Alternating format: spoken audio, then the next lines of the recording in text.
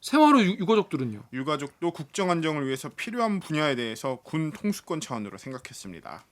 그러니까 그 당시 전혀 위협이라고 생각을 못했고 지금도 마찬가지라는 얘기예요? 지금도 제가 한 행동에 대해선 후회하지 않습니다. 후회하는지 안 하는지 묻는 게 아니라 적법하다고 생각하느냐고요. LCC라고 그러나 이렇게 LLC인가 LCC인가 이렇게 주변 돈은 좀 저가 항공, 예. 저가 항공이었었는데 로우 코스트 씨는 뭐예요? 가자!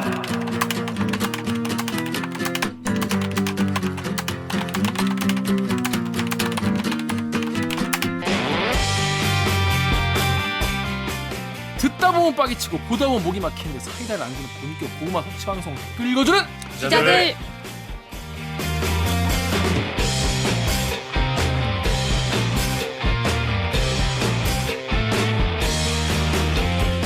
말이 됩니까? 저비용 고퀄리티를 추구하는 사내수공업 방송입니다. KBS 기사에 누리꾼 여러분들이 댓글로 남겨주신 분노, 질책, 응원 모두 다 받아드릴게요. 반갑습니다. 저는 댓글 읽어주는 진행자 김기아 기자입니다. 오늘 방송도 들으시다가 보시다가 얘네 그래도 괜찮다 재밌다 들을만하다 싶으시면 좋아요 구독 버튼 한번 눌러주십시오. 이미 누른 분들은 또 누를 필요가 없겠죠. 그렇죠. 그리고 오늘 보시면 아시겠지만 한 명이 없죠. 슬퍼. 오기정 기자가 이 닭갈비 과도 섭취로 인한 후유증인 것 같아요. 속이 안 좋아가지고. 그래서 다른 분들은 뭐 괜찮으시죠? 네. 아 강병수 기자 왜 닭갈비 안 사줬냐고 엄청 그러니까요. 뭐라 하시더라고요. 지가 안 왔어요. 아니 진짜 맛있어 보이더라. 내 그런 데인 줄 알았으면은 원래 있던 약속을 취소하고 갈 걸 그랬어. 아 그러면 맛 없을까봐 올 수 있는데 안 온 거야? 그렇지는 않지만 이 선약이 있었습니다. 선약이 선약이. 그리고 지난 그 닭갈비 영상에서 제가 이제 놓친 포인트를 정유럽 기자가 꼭 여기서 밝혀달라고 해서 빨리 밝히시죠. 말씀하세요. 아 제가요? 아예 제가 말 못하죠. 해요, 빨리. 연옥 선배가 샀대요. 그거 말해달라고 그러더라고. 그리고 정유럽 기자 샀다는 거 잘 먹었습니다. 자, 그럼 저희는 로고 듣고 1부 무친 뉴스 브리핑으로 돌아오겠습니다. 로고 주세요. 나는 기레기가 싫어요. 지금 여러분은 본격 KBS 소통 방송 댓글 읽어주는 기자들을 듣고 계십니다. 오프닝이 왜 이렇게 짧나 했더니 자기소개를 안 했군요. 저는 김기아 기자입니다. 정 기자 자기소개해 주시죠. 네, 우키행 정현욱입니다. 네. 다음 박 작가님. 댓글 읽어주는 기자들 박은진 작가입니다. 입니다. 네. 강 기자님. 네. 전 오늘 유정 선배의 장 덕분에 제 귀가 살아났습니다. 오. 오랜만에 이 자리로 온. 장 트러블 오픈하는 거예요? 네. 아니 왜냐면 이제 구독자분들이 궁금해하셔. 그치, 누가 갑자기 빠지면 안 무슨 일이 있나 보다. 탄압받았나 보다. 뭐 공격받았나 보다. 이래서 꼭 이제 사유를 밝혀야 됩니다. 아니 장 트러블 있으면 숨겨야겠다. 장 트러블. 장 트러블. 사유를 바꿔서 말해야겠다. 그렇습니다. 여튼 저는 영등포 여자 강병수입니다. 반갑습니다. 네, 그렇습니다. 아니 오규정 기자 인스타그램을 봤는데 어. 거기 약간 서운한 게시물이 있었어. 왜. 더 라이브 출연할 때 음. 녹화 사진 올리고 일주일 중 가장 행복한 시간이다. 띠리리. 너무 실망스러웠어. 근데 지금 안 하잖아. 그러니까 그때 한참 할 때 네. 속으로는 그렇게 생각하고 있었더라고. 그러네요. 섭섭. 저 찐 섭섭이다 얼굴 진짜. 아니. 다음 방송 때 해명을 듣기로. 해명을 한번 듣는 걸로 하도록 하겠습니다. 네, 안 오면 이렇게 된다. 아니. 이 악물고 와요. 쏟아진 뉴스의 홍수에 휩쓸려서 주목하지 못한 뉴스 저희가 정리를 해드립니다. 무친 뉴스 브리핑. 자, 첫 번째 뉴스는 우리 정유혁 기자가 준비했죠. 어떤 기사입니까? 제목이요. 네. 6.25 6월 25일에 나간 세월호 유족 사찰 후회 없다는 기무사 소령. 재판부는 다시 물었다. 긴 제목인데요. 네. 방송이 아니고 디지털 기사입니다. 네. 요거 어떤 내용인지 우리 최유경 기자 보던데 일단 제목이 기무사 소령이 내가 세월호 유족 사찰한 게 후회 없다라고 발언했다는 거죠. 재판했어요. 재판에서 재판장에서. 자, 요거 어떤 재판이었습니까? 기무사 그러니까 지금은 없어졌죠. 네. 기무사 장교들이 대거 그때 구속됐어요. 세월호 참사 당시에 유가족들을 사찰했던 혐의, 직권남용 혐의로 민간인이니까 예. 민간인을 구속됐는데 이제 1심은 뭐 판결이 나왔고요, 일부. 그래서 1심에서 김병철 전 기무사 3처장이 이제 집행유예를 받았는데 이 재판에 대한 2심 재판의 세 번째 공판이었습니다. 그래서 이 김 전 처장이 신청한 증인이었던 당시 세월호 TF 기무사에서 소령이었던 정모 씨, 이분은 지금도 현역 군인이래요. 지금 뭐 소송은 정확하게 알 수 없으나 지금도 예편을 안 했고 하여튼 군인인데 이분이 나와서 한 말이 이겁니다. 지금도 제가 한 행동에 대해서는 후회하지 않습니다. 당시에 세월호 유족을 사찰했던 활동에 대해서 후회가 없었다고 발언을 한 이 공판을 이제 최경 기자가 방청을 했는데 최경 기자가 혼자였대요. 그러니까 이것도 문제죠. 이 기무사 재판 이렇게 관심밖에 지금 뭐 관심에서 벗어나 있다는 게 아, 기자가 아무나 나왔다는 거예요, 그러면? 최경 기자 혼자여서 와. 이 관련 기사도 최경 기자가 쓴 기사 하나밖에 없습니다. 왜 이 사람을 그러면 그 증인으로 신청을 한 거예요? 그래서 그러니까 김병철 전 기무사 3처장은 그러니까 당시에 기무사의 어떤 통상적인 업무였고 기무사 지휘부가 이런 걸 시켰다. 자기는 거기에 관여하지 않았다. 이럴 증언을 위해서 이제 신청을 한 거죠. 내가 개인적으로 시킨 게 아니고 기무사의 어떤 지휘 라인의 판단이었고 기무사의 통상적인 업무였다. 공적인 일이었다. 네, 라는 거를 입증하기 위해서 부른 거예요. 기사 보면 아시겠지만은 이 세월호 유가족에 대해서 당시 기무사가 어떻게 사찰했는지 다 나오죠. 무슨 뭐 야구 뭐 팀을 좋아하는지 응원하는지 뭘 좋아하는지 하여튼 세세한 것까지 정말 자세하게 이제 사찰을 해가지고 위에 보고한 그런 게 다 드러난 건데 그래서 사실 민간인 사찰은 사실 그거 하라고 기무사라는 군 조직이 있는 게 아니지 않습니까? 그렇죠. 네, 그런데 이제 이분이 지금도 제가 한 행동에 대해서 후회하지 않는다. 군과 관련성 있는 부분은 적법하다라고 생각한다라고 했다는데 이게 왜 본인은 적법하다고 생각하는 거예요? 그러니까 일관되게 본인은 이제 기무사에 오래 근무했고 노무현 대통령 때도 이런 활동을 했다. 뭐 이런 얘기를 해요. 그래서 이제 최경 기자 말로는 이 재판부가 이례적으로 계속 물어봤대. 이거 정말 적법했다고 생각하냐? 재판부도 황당한 거야. 그쵸. 이 뭐야? 이거 진짜 너 그렇게 생각하냐? 진짜로? 실화냐? 이런 게 정말 이 저 대통령 보필과 국정 안전과 관련이 있다고 생각하냐? 이게 공적인 업무가 맞냐? 라는 의구심과 자기가 최경 기자 보기에도 좀 재판부가 황당해하는 것 같더래요. 그래서 이런 질문을 계속 이제 기사에는 이 최경 기자가 그래서 뭐 메모를 따로 한 것 같은데 이 재판부와 정 씨의 문답이 일부 나와요. 지금 어떤 내용이 대화가 오고 갔는지 제가 짧게 좀 보여드리겠습니다. 제가 재판부의 질문을 맡고 강병수 기자 대답을 맡아가지고 무슨 얘기인지 둘이 한번. 이제 제가 증인으로 나온 정 씨가 정 씨. 되는 거죠. 자, 제가 물어보겠습니다. 증인, 아까 메르스와 노무현 전 대통령 탄핵 때를 말씀하셨는데 그때는 기무사가 민간인들의 은밀한 부분을 사찰하거나 파악하는 게 가능했다고 생각하세요? 저는 통수권과 국정 안정을 위해서 했다고 생각합니다. 통수권 안정, 국정 안정을 위해서는 군이 민간인에 대해서 그런 활동을 하는 게 적법하다고 생각합니까? 민간인 사찰에 대해서는 당연히 안 되는 걸로 알고 있습니다. 그럼 지금 말한 건 뭐예요? 노무현 전 대통령 탄핵 때랑 메르스 때는? 민간인이 아니고요. 세월호 유가족들은요? 유가족도 국정 안정을 위해서 필요한 분야에 대해서 군 통수권 차원으로 생각했습니다. 그러니까 그 당시 전혀 위협이라고 생각을 못했고 지금도 마찬가지라는 얘기예요? 지금도 제가 한 행동에 대해선 후회하지 않습니다. 후회하는지 안 하는지 묻는 게 아니라 적법하다고 생각하느냐고요. 그래서 잠시 침묵이 좀 이어지다가 군과 관련성 있는 부분은 적법하다고 생각합니다. 민간인에 대해서도요? 네. 민간인의 성향이나 불만을 파악하는 게 가능하다? 군 관련성이 있으면 가능하다고 생각합니다. 이분은 사실 본인도 대답을 하다 보면 꼬이는 게 보이잖아요. 자기도 이게 뭐 군 관련성이 있으면 뭐 자기 적법하다 아니다는 사실 본인이 판단하는 게 아니잖아요. 네. 내가 판단하는 게 아니잖아. 이게 적법한지 안 적법한지는 법원이 판단하는 거잖아요. 법이 판단하고. 근데 이분은 군 관련성이 있는지 없는지도 잘 모르겠지만, 그러니까 쉽게 말해서 뭐 세월호 유가족들의 성향 같은 게 군대랑 뭔 상관이 있겠어요. 그냥 위에서 그냥 근데 관련 있다고 생각하면 그렇게 적법하다고 본인이 생각했다는 거죠. 근데 이제 뭐 대답은 군 통수권 차원, 그러니까 시키니까 한 거고, 그다음에 후회가 없고 군과 관련성이 있는 부분은 민간인이라도 사찰할 수 있다라고 생각하니까 이 당시에 이제 세월호 유가족들의 어떤 요구사항, 그다음에 당시 혼란스러웠던 그 상황들을 이제 이 사람 주장은 군에서도 어느 정도 그걸 통제하고 좀 질서를 찾기 위해서 정보를 수집하는 활동은 필요했다. 뭐 이렇게 주장을 하는 거예요. 그래서 뭐 또 대통령 보필이란 말도 계속 쓰고.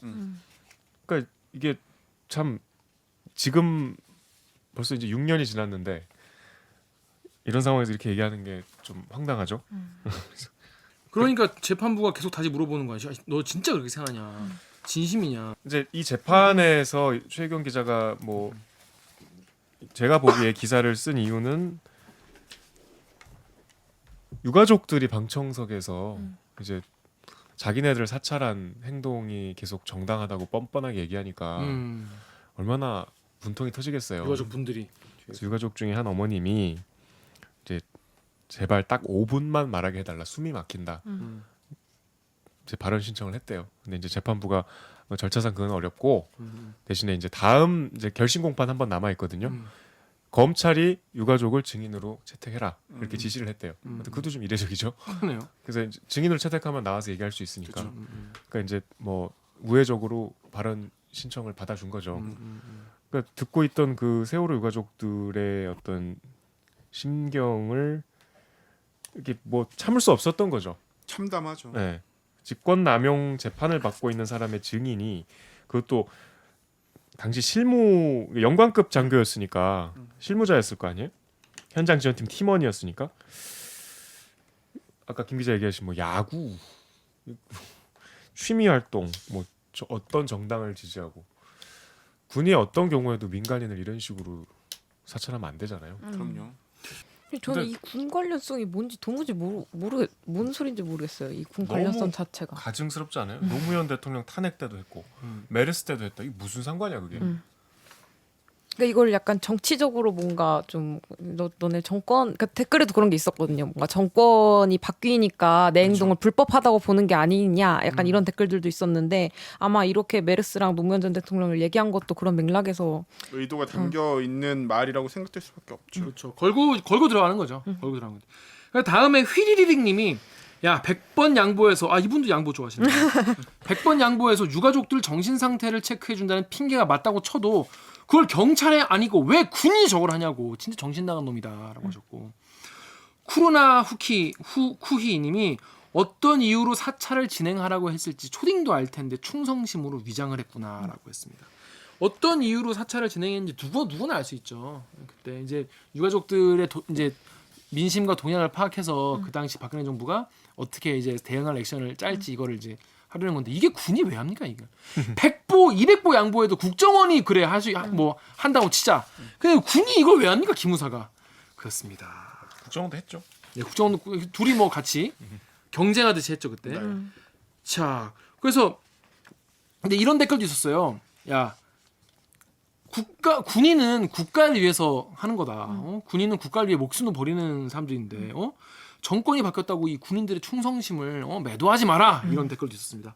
여기 댓글 우리 박은희 작가 읽어주십시오. 네이버의 영 땡땡땡님이요. 군인을 좋아하지 않지만 내가 그 위치에 있었더라도 상관의 명령에 따랐을 듯. 네, 다음 댓글. WSMO 땡땡땡님이요. 대한민국 법은 정치적 영향을 많이 받는 구조여서 저 소령이 지금은 비난받아도 정권이 바뀌면 충신이 될 수도 있다. 즉 처한 상황에 따라 그때그때 다르다는 것이다. 이게 대한민국의 민낯이자 후진성을 보여주는 단적인 예가 아닐까라고 하셨습니다. 네. 군인은 위에서 시키는 대로 하는 게 당연하다. 그러면 군 최고 통수권자는 대통령이잖아요. 그럼 군인은 대통령이 시키는 대로 뭐든지 다 해도 된다는 건가요? 그러면 광주에 가가지고 민간인들 총소라고 하는 것도 대통령이 시켜서 하는 거니까 맞아요. 다 해도 되는 거겠네? 많이들 잘못 생각하고 계신데 그때 5.18 때 제가 그때 클로징으로 그런 막 계엄군 니네 어디서 뭐 하고 있냐 이랬는데 시청자 청원이 올라왔었어요. 군인이 어떻게 당시 명령을 불복종할 수 있냐 똑바로 알고 얘기해라 뭐 이렇게 청원이 왔었는데 뭐 여기 있는 분들은 다 읽어보셨겠지만 그 아이히만 재판 있잖아요. 예루살렘의 아이히만 거기 이제 아이히만이 나치 정권 때 유대인 학살의 핵심적인 역할을 했던 사람이잖아요. 당시 수송을 책임졌던 유대인들의 수용소로. 그리고 그 아이히만에서 이제 그 책에서 악의 평범성이란 말이 나오는데 네. 그게 이제 아이히만이 기대와 달리 거대한 악마의 풍모를 기대했는데 너무나 평범하고 어떻게 보면 성실한 네. 지금 이 소령처럼 나는 군인으로서 명령을 따랐을 뿐인데 내가 왜 지금 이런 재판을 받아야 되는지 모르겠다라고 강변했던 그 한나 아렌트가 경악을 하고 이제 그렇게 썼는데 그 책의 핵심은 제가 생각하기에는 판단력이에요. 그 조직의 톱니바퀴 안에서 시키는 대로만 했다고 면책이 되진 않잖아요. 내가 그게 옳고 그른 일인지 옳은 일인지 그른 일인지 이것이 정의에 부합하는지 아닌지라는 스스로 판단을 해서 행동을 하지 않았을 때 그 결과도 책임져야 된다는 게 무서운 역사적인 예가 있잖아요. 그렇죠. 교훈이기도 하고. 군인이고 공무원이면 당연히 명령을 따라야 되지. 근데 그걸 사람을 죽이고 당시 유대인 600만 명 이상 죽었다고 나와 있는데 거기에 가담한 거는 군인이라서 내가 그 당시에 그런 책임을 수행했어야 되는 위치에 있었다면 면피가 되는 건 아니잖아요.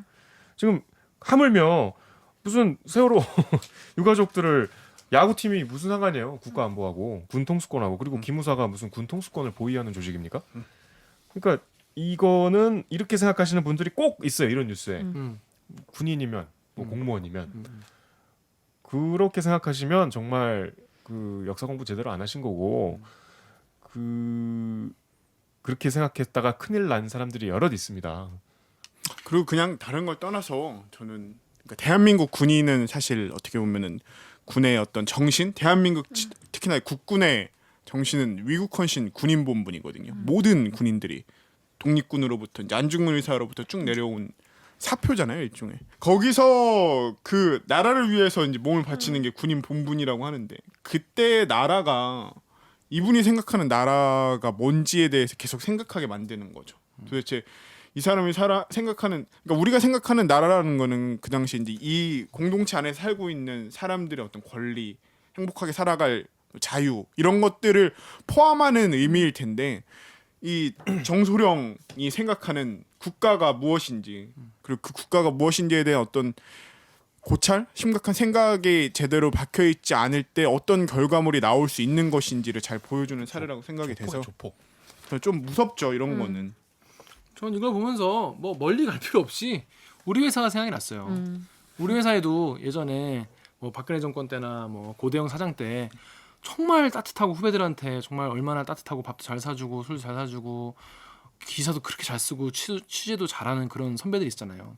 근데 그런 선배들이 보도국장이나 보도본부장 이상한 사람이 오면은 그냥 그 사람들을 시키는 대로 그대로 하고 일 열심히 하고 하던 대로 정말 그럴듯하게 리포트도 잘 만들고 그런 모습 우리가 많이 봤잖아요. 근데 그래서 결국 쌓인 게 우리 KBS의 예전에 그 적폐 시절 그렇게 망가진 모습이었던 건데 사실 그게 우리 속에 계속 있다 그런 생각이 들어요. 그러니까 이게 사람들이 좀 성향인 것 같아. 그때나 지금이나 그런 사람들은 늘 있고 우리가 그런 거가 왜 문제인지를 계속 얘기를 해줘야 되는데 이런 게 우리나라에서 왜 좀 상명하복이나 이런 게 또 왜 많이 이렇게 당연하다고 생각이 될까 생각해봤는데 또 그런 이유도 있지 않을까 싶어요. 혼자 생각한 건데 우리나라 남자들이 다 군대 갔다 오잖아요. 그러니까 그 사람들은 다 군대 문화 위에서 상명하복 그걸 굉장히 몸에 한 2년 동안 거기에 절여져 있다가 나오는 거죠. 병영 국가화. 네, 병영 국가화가 되는 거예요, 실제로. 그래서 저는 뭐 징병제가 다른 나쁜 점도 많지만은 대한민국 뭐 되게 굉장히 많은 부분의 남성들을 그런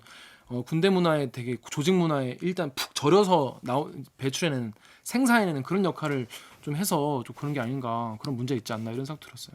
뭐 군대뿐만이 아니라 사실 그냥 저희 초등학교나 이런 교육을 쭉 봐도 뭔가 선생님이 말하는 그 결의 다른 이야기들에 대해서 뭔가 수용하지 않고 약간 다 같이 똑같은 얘기를 하게 그런 식으로 이제 뭐 여자 학생들도 마찬가지 남자 학생들도 다 그런 식으로 교육을 받다 보니까 어른들이 시키는 거 그냥 해야 돼 약간 이런 분위기도 조금 쭉 그냥 만들어 오지 않았었나 약간 이런 생각. 정당화를 할 수 있는 근거는 사실 그러니까 자기가 어떤 논리를 펼치느냐에 따라서 차고 넘치는 거거든요. 이것처럼 정말 이게 그냥 난 군인의 길이라 생각했고 옛날에도 그랬으니까 지금도 그런 거다.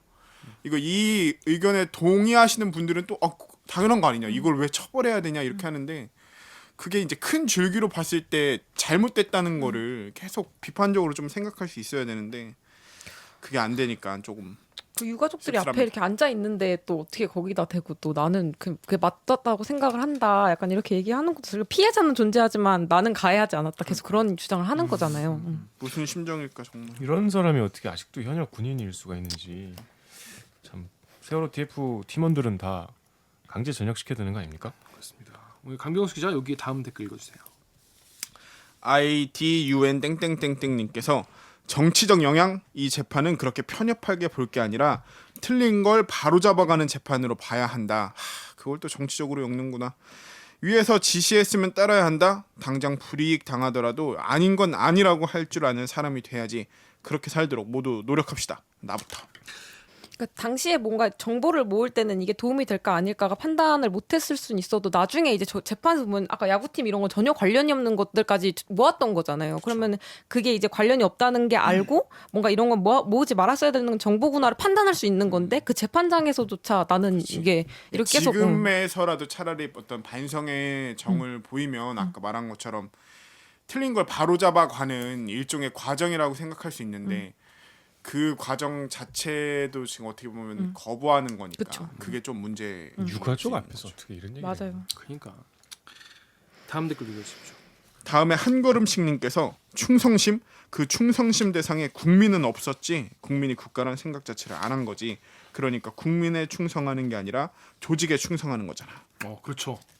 정확하네요. 네. 국가가 국민이라고 생각 안 하고 자기 조직이라고 생각하는 조직의 거죠. 이익. 네, 그렇죠. 나는 사람에게 충성하지 않고 조직에 충성. 이건 또 딴 사람 얘기인데 아무튼 그렇습니다. 그래서 요거는 앞으로 재판을 뭐 아직 남아 있으니까 다음 달에 결심 공판이 열려. 그 재판까지 한번 지켜봐야 될 것 같습니다. 마지막으로 요 댓글 제가 읽어볼게요. 다음에 어항님이 저런 짐승 같은 신념들이 모여서 세월호를 만든 게 아닐까라고 해주셨습니다. 그렇습니다. 댓글 멋있네요. 그러니까요. 참 이런 이게 뭐 정말 아무튼 우리는 이런 야만적인 그러니까 문명화되었지만 야만적이었던 시대를 지나서 좀 더 나은 시대를 향해서 나가야겠죠. 다음 기사는 우리 강병수 기자가 준비했죠. 어떤 부친 뉴스입니까? 네, 저는 짠짠. 짠짠. 이스타항공 자녀 지분 헌납하겠다는 이상직 의원 희생 맞나요? 이래서 이 이스타항공과 이상직 의원을 둘러싼 논란 한번 좀 정리하는 겸 해가지고 가져와 봤습니다. 큰 이슈는 두 개. 임금 체불. 그러니까 이스타항공을 제주항공으로 넘기는 과정에서 네. 이스타항공 직원들에게 월급을 다 안 주고 넘기는 거죠. 그렇죠. 그게 문제인 거죠. 그건 직원들 입장에서는 환장한 노릇이죠. 그렇죠. 자, 두 번째. 딸이 이상직 의원의 딸이 30살? 이제 33살? 이제 31. 31인데 이스타 홀딩스라는 회사를 페이퍼 컴퍼니 같은 걸 가지고 어마어마하게 이스타항공에 돈을 많이 가져갔다. 네. 이게 두 번째 네. 큰 줄기인 거죠.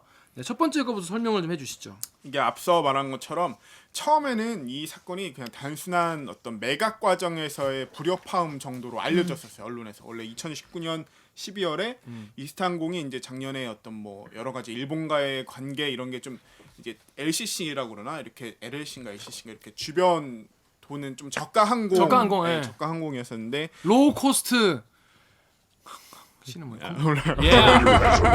하여튼 저가 항공이었었는데 당시 뭐 항로나 이런 게 잘 이제 관광객도 줄어들고 하면서 경영 수지가 좀 안 좋아졌고 결국 제주항공이 이스타항공을 매각하기로 이렇게 결정을 했었었는데 그 과정에서 문제가 불거진 게 이스타항공 니네 이 임금 니네가 경영이 어렵다고 그래서 직원들한테 당시에 한 5개월 지금 기준으로 하면 5개월 정도 해가지고 250억 원 정도 임금을 체불했는데 직원이 1,600명. 네. 예, 그러니까 직원들에게 5개월 동안. 네, 5개월 동안 체불한 임금만 250억 원. 이거 어떻게 할 거냐를 두고 이제 제주항공과 이스타항공이 계속 갈등을 빚어왔던 거죠.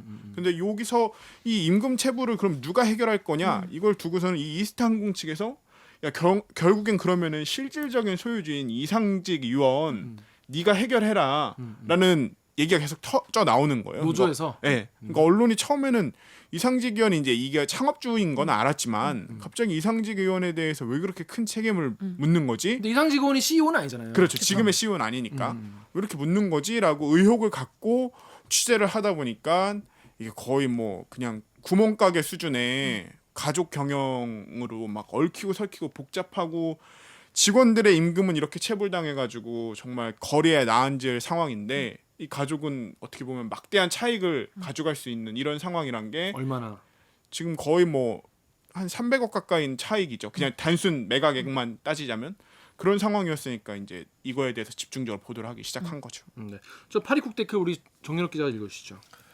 파리국의 익명으로 거기 직원들 지금 택배 대리운전 막노동한다는 뉴스 봤는데 클량의 뒹굴뒹굴 곰님이 지인이 이스타에서 일하는데 몇 개월 임금 체납, 4대 보험 체납, 연말정산 환급금 미지급 욕 나올 정도입니다. 단순히 몇 달 임금 밀린 게 아닙니다. 이번에 지분 포기도 결국 국회의원직 지키려고 저러는 건데 단호하게 대처해야죠.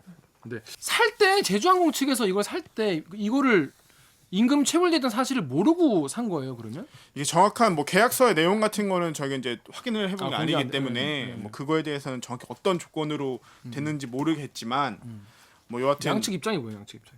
이제 제주항공 같은 경우는 이제 체불임금 250억 원에 대해서 시종일관 이스타항공의 현 경영진 그리고 대주주가 책임지고 이건 해결하고 넘어와야 연결된다. 된다. 이런 입장인 거고. 그러니까 니네 그거 다 청산하고 그렇죠. 넘겨라. 우리가 사실 그게 설명했던 거는 상했을 때 뭐 음. 제일 말이 되는 거죠. 그렇죠. 근데 이스타항공은 이게 어떤 계약 조건에 따라서 제주항공을 넘어가는지 모르겠지만 제주항공 니네도 일부 이 문제에 대해서 해결 의지를 갖고 책임을 져야 한다라는 계속 말을 하고 있는 상황인 거죠. 처음에는 원래 그런 갈등들이 수면 위로 부각했었다가 근데 이 문제 해결을 하려고 하다 보니까 이게 지금 이 이상직 의원이 이런 상황에 대해서 사실상 그러니까 노조에서는 이 사람이 사실상 소유주라는데 아무런 말도 안 하고 있고 이상직원이 왜 사실상 소유주인지 설명을 좀 해주시죠. 이게 일단은 창업주예요. 이상직 의원이 2007년에 이스타항공이라는 곳을 창업을 했고 그런 다음에 19대 국회의원이 되면서 잠깐 경영 일선에서 떠났다가 20대에 낙선하면서 다시 경영에 돌아와요. 그러면서 그러다가 21대 또다시 이번에 재선을 하면서 경영에 떠났지만 사실상 이 회사 그 중간중간에 CEO로 활동을 했고 그리고 지금 역시도 이 이상직 의원의 딸이 뭐 막 가족들. 본부장 아니 가족들이죠. 가족들이 이 회사의 사실상 경영을 좌지우지하고 있는 거거든요. 대주주로. 지분이 참여하면서. 얼마나 있어요? 이 이상 직원이? 이 이스타홀딩스라고 해가지고 일가다. 예, 그 딸이 이제 세운 페이퍼 컴퍼니가 있거든요.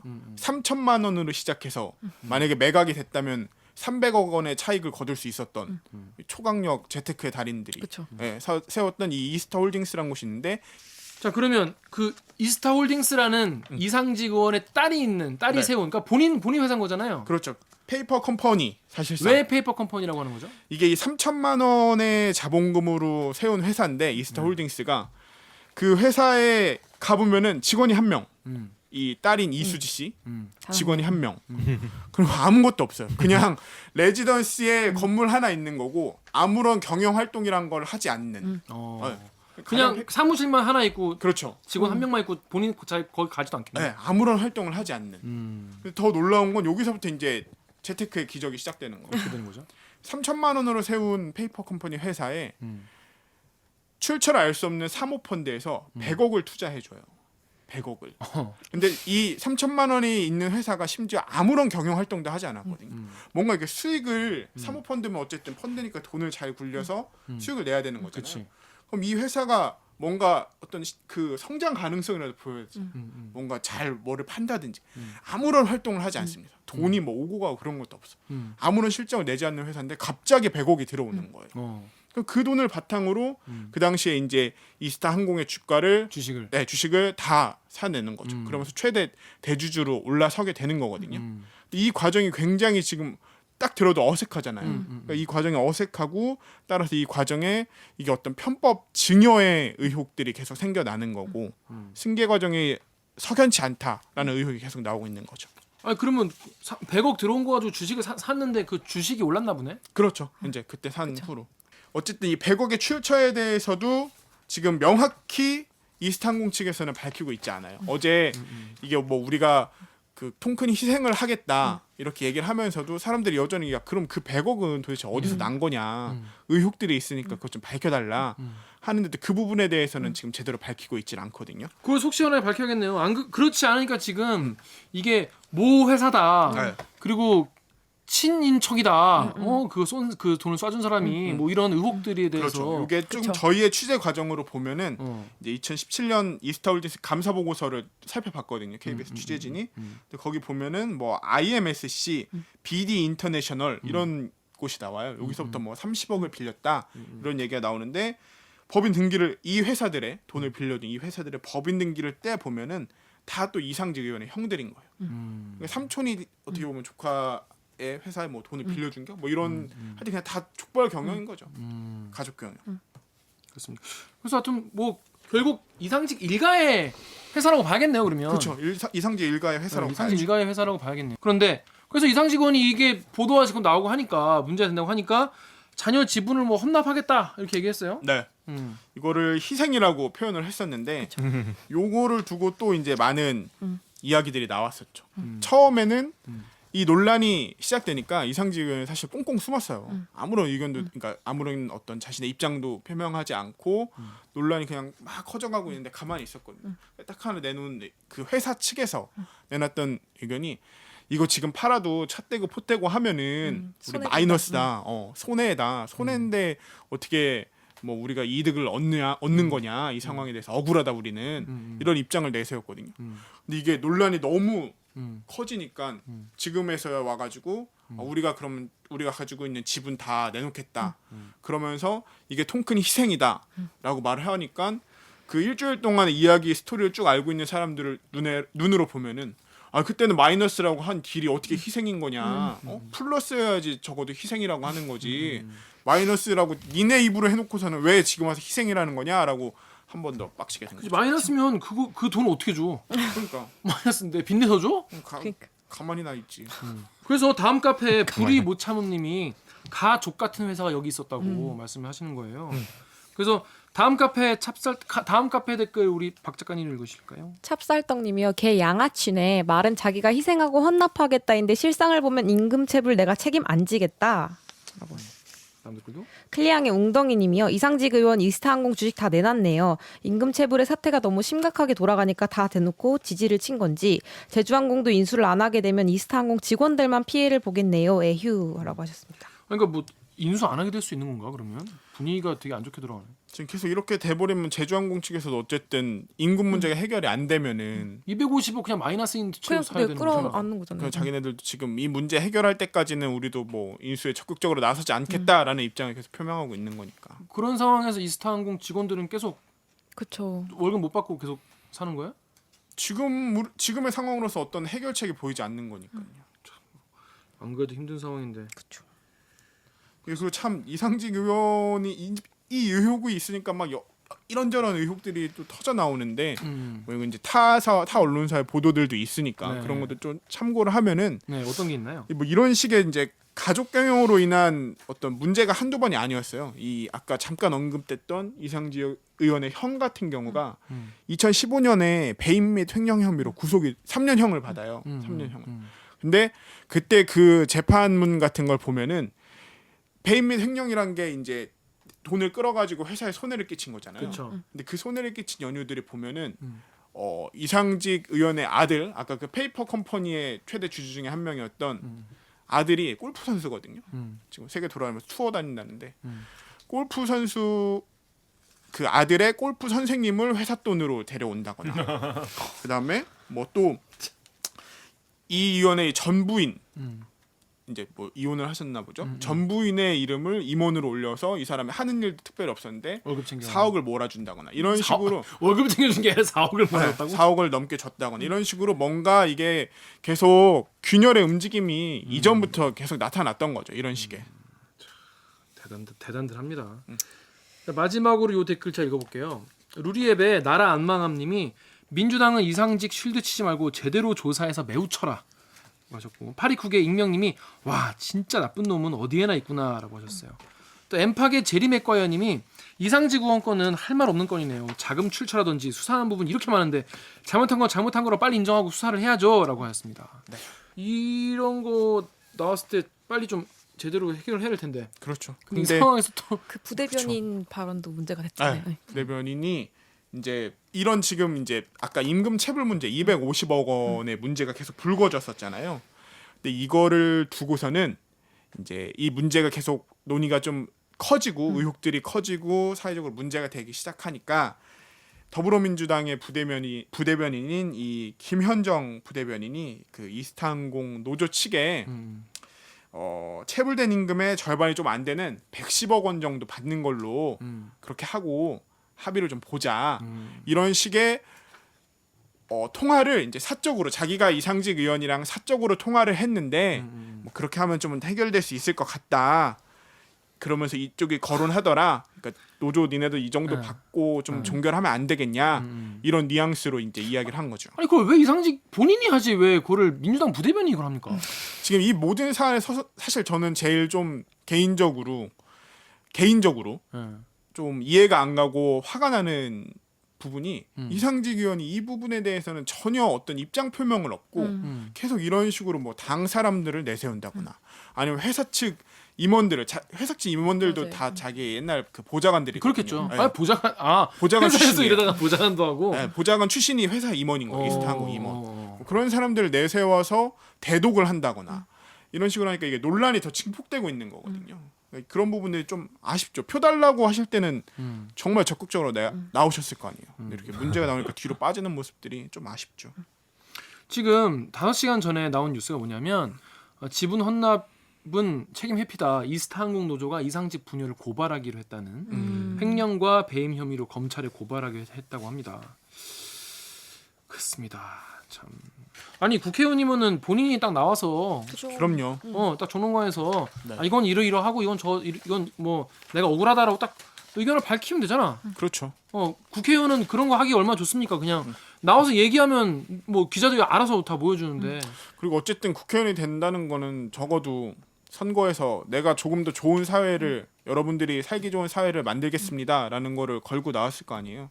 근데 본인이 세운 회사의 지금 직원들이 당장 앞에 말씀하신 것처럼 임금이 몇 달씩 체불되고 극한 상황에 어떻게 보면 몰려가고 있는데 이런 상황에서는 적어도 책임 있는 자세와 발언 정도는 해주셔야 되는 게 아닌가 이런 생각이 듭니다. 그렇죠. 네. 자, 그럼 저희는요 1분 여기서 마무리하고요. 갑자기 너무 갑자기 끝내네. 요거 듣고 2부에 누가 나오시죠? 여러분들이 기다리시는 그분이 옵니다. Coming soon. 커밍순. 사우디캅. 사디까 컵 전설의 레전드. 전설의 레전드. 요거 듣고 2부로 돌아오겠습니다. 주세요. 이걸 정치 문제로 끌고 가고 싶겠지. 봐봐라. 임금이 가졌다. 야, 한 달만 안 나와도 안 돼. 야, 사람들 다 뭐야? 뭐 빚도 있고 매달 갚아야 될 돈도 애들 교육비도 있고 우리도 파업하잖아. 파업하면은 석 달부터 이제 입하잖아.